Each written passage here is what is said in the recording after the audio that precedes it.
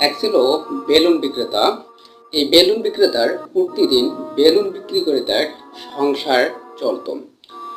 তো কোনোদিন যদি এই বেলুন বিক্রেতার বেশি বেলুন বিক্রি না হতো, তাহলে সে একটা বুদ্ধি খাটাতো। বুদ্ধিটা হচ্ছে, সে বিভিন্ন কালারের বেলুনগুলোতে হিলিয়াম গ্যাস ভরে আকাশের মধ্যে উড়াই দিত। যখন এগুলো লোকজন দেখতে পেত, তখন লোকজন চলে আসতো তার দোকানের সামনে এবং ভিড় জমাইতো তার কাছে বেলুন নেওয়ার জন্য। তখন দেখা যেত যে তার বেলুন অনেক বিক্রি হতো। তো এই কাজটি একদিন সে করলো।